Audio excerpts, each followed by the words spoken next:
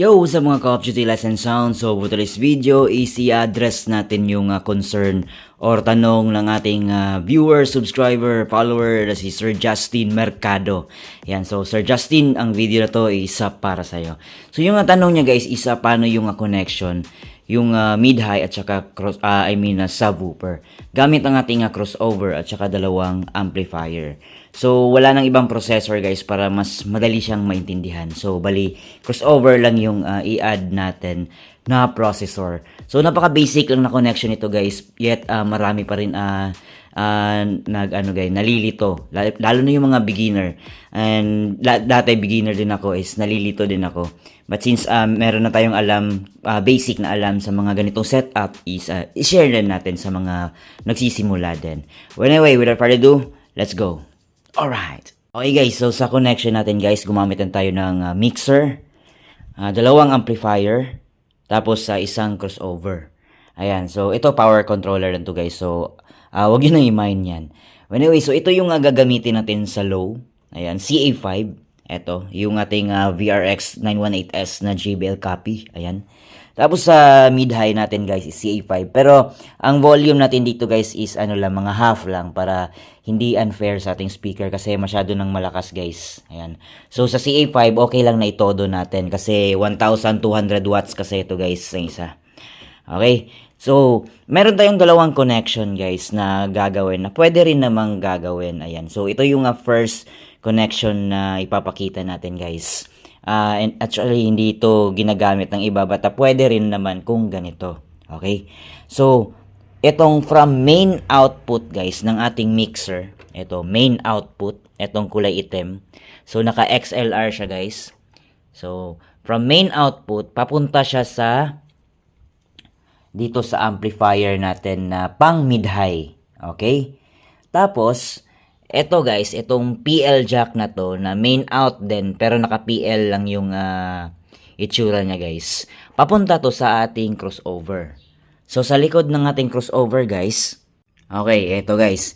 Ito yung left channel natin. Tapos ito yung right channel natin. So pareho lang siya ng itsura guys, left and right. So dito lang tayo mag-focus sa left guys kasi pareho lang naman. So remember from dito, left output na naka-PL, papunta siya dito sa left input ng ating crossover. Okay? Tapos, nag-out tayo dito sa low.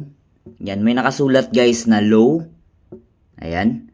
Papunta naman to sa left channel ng ating amplifier dito. Okay? Tingnan natin. Ito, nakalagay low. Papunta yan dito sa low. Okay? Same din sa right, guys. Ayan. Ayan. Yung right channel natin or channel B. Ayan. Pareho lang. Papunta din ito sa channel B ng amplifier. Input. Okay. So, again, para mas klaro, Sir Justin, ang itong XLR na main output papunta sa mid-high na amplifier. Tapos itong PL jack na to papunta dito sa input ng ating crossover. Yung kulay yellow na yan. Okay. Tapos itong dalawa to, mga output to na nakasaksak sa low. Papunta to doon sa amplifier ng ating pang subwoofer. Okay? And then guys, yung speaker wire na ng ating subwoofer, papunta na din sa ating subwoofer. And then yung mid-high natin na speaker wire, papunta na din dito sa ating mid-high. Okay. Tapos sa setting na tayo dito sa ating crossover guys. Sa setting natin guys, ayan, kung makikita nyo, meron siyang mono 4-way, meron nakasulat na not valid, at meron ding stereo 3-way at stereo 2-way. So ang gagawin natin or gagamitin yung stereo 2-way. So tingnan nyo lang yung itsura ng picture dyan sa ilalim guys. Sa tapat lang ng stereo 2-way. Yung isa nakalubog, yung isa nakaangat. 'Di ba? Pansin nyo? Ayan. So yun din yung gagawin natin dito sa mga button guys, itong dalawa. So yung isa, ayan, nakalubog yan. At yung isa nakaangat. So naset siya as stereo 2-way. So ito nakaset na siya na 2-way. So wag nyo na pakialaman tong low sum guys, nakaangat lang yan siya. Okay? Tapos may nakasulat din guys itong times 1 at times 10. So, i-times 1 nyo lang guys. Kasi pag i-times 10 nyo yan siya guys, hindi yan lalakas. Kundi aangat yung mga frequency na available sa harapan. So, times 1 nyo lang siya guys. Parang ano siya guys ba? 1:1 talaga yung counting niya. Okay, so nakaangat lang yan, times 1. Kasi yung iba, akala nila pag pinindot nila yung times 10, is times 10 yung lakas. Hindi yun guys. Mali yun. Okay, so wag nyo nang pakialaman yan guys. Nakaangat lang yan, times 1 lang dapat. So dito naka two-way na tayo ng setup. Okay, sa harap natin tayo guys. Alright. Okay, so sa harap sir, yung channel 1 at channel B, pareho lang. So mag-focus lang tayo sa channel 1 kasi pareho lang naman. So nilagyan ko ng mga tape guys. So ibig sabihin yan is, wag nyo nang i-mine yan kasi two-way lang naman tayo. So itong tatlong knob lang yung ating titingnan, tatlong knob lang. So first knob guys is ito yung gain niya or input gain niya or yung parang naging volume niya. So as usual, siniset ko muna siya sa 0 dB para yun talaga yung pinaka basic talaga guys. I-set nyo muna sa 0 dB. Okay, saka na kayo mag-add ng plus 6 or any. So 0 dB muna kayo. Okay. So dito guys, ito yung mga frequency kung gaano ka lambot, katigas na subwoofer or bass yung gusto nyo. Usually, kung gusto nyo talaga yung pagapang na sub guys, yung iba nagsiset ng around 80, 90. Ayan. Hindi ko lang alam kung kita nyo guys. Ayan. So yung iba naman, mas gusto nila yung 140 na frequency, 140 Hz. Ayan. So medyo ma-bass papuntang hard na din yan guys. Pero hindi naman ganong hard kick. Sa 240 guys, meron pa ring konting gapang pero papunta na talaga siya sa hard kick na siya guys. Ayan. So etong 350 guys, madalang lang gumagamit niyan. Okay. Kasi kung papunta na tong pa-mid na kasi to guys, pang ano na siya, papunta ng mid.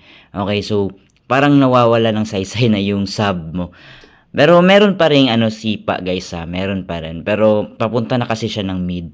So depende na kasi yan sa timplada mo guys kung ano yung gusto mong preferred na bass. Ayan. So sa akin lang personally guys mas gusto ko nasa mga 240 lang or less than konti lang ng 240. Ayan. Okay. Well anyway, kung mahanap nyo na yung frequency na gusto nyo, let's say 240 yung nagustuhan nyo na sub or na bass, okay, you can go with that. Tapos dito tayo sa next nga knob guys. Ito yung tinatawag na low output. Okay? Low output. Ngayon guys, kung kahit na itodo mo tong low output tapos naka off naman yan, hindi rin tutunog yung sub mo. Okay, ito lang yung parang naging gain niya guys. Ito yung parang naging volume niya. Okay? So, again, siniset ko din siya sa 0 dB. Ayan. 0 dB. So, yan yung mga naging setup ko guys.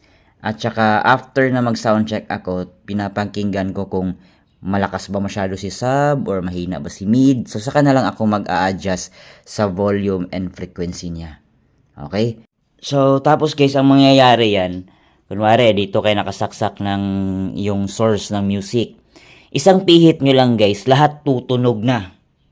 Okay, tutunog na si sub, tutunog na si mid-high. So, isang pihitan lang, tutunog na lahat. Ayan. So, isang control lang, para nakadependent siya lahat sa isang control lang. Ang ating setup, kapag ka ganyan yung setup nyo. Yan yung mga connection. So, meron pang isang setup guys at ito yung pinaka-best at saka recommendable kumbaga. Okay? Okay guys, so ito yung pinaka-best at saka recommendable at ginagawa talaga ng mga nagpaparenta ng sound system. So, ito yung auxiliary. So, dito tayo kukuha ng signal sa auxiliary. Dati kasi 'di ba kanina is yung kinuha natin isa left and right main output ng PL, okay? So, ito is nasa auxiliary na naman tayo. So, same pa rin. From auxiliary nga lang, PL jack, mono PL, papunta na siya sa left and right ng ating crossover. So, walang nabago sa saksakan dyan, guys. Yung nabago lang is dito, yung auxiliary. So, isa na lang siya guys. Tapos, nag-split siya. Ayan, nag-split papuntang left and right. So, ganun pa rin. Pero, yung pihitan natin dito sa mixer is iba na. Kasi kanina, isang pihitan lang, 'di ba? Okay? Ngayon, eto na yung nabago. Pag ito pinihit mo, yung tutunog lang, yung mid-high. Okay? Yung mid-high lang yung tutunog dyan.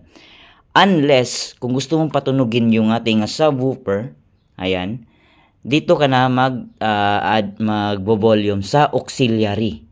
Ayan guys, may nakasulat guys. Aux. Ayan, aux. So, dyan na yung volume ng iyong subwoofer sa mixer. Okay? So, again, pag pinihit mo to, ayan, so si mid-high ang tutunog. Tapos, kung gusto nyong patunugin si subwoofer, eto lang yung iangat mo, si auxiliary. Kasi auxiliary na yung nakatap natin, okay? Tapos guys, huwag kalimutan, pag hindi tutunog yung auxiliary mo, kung yung aux na master volume mo is hindi naka-engage, kung nakaganyan siya guys, ayan, hindi tutunog yung auxiliary mo. So again, ito pa rin yung master volume ng auxiliary. May nakasulat sa akin guys, is aux sound. Ayan.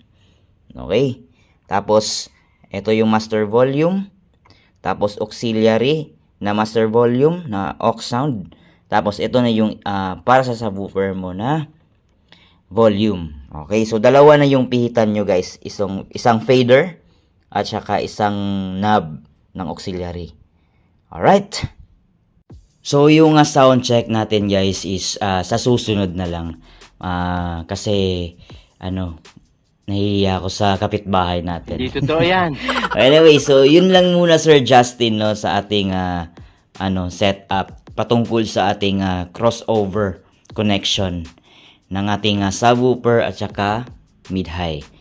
Okay, kung may tanong kayo guys, mag-comment lang kayo and sasagutin natin yan. Ayan. Alright, so hanggang sa susunod na tutorial mga Call of Duty Lights and Sounds. Alright.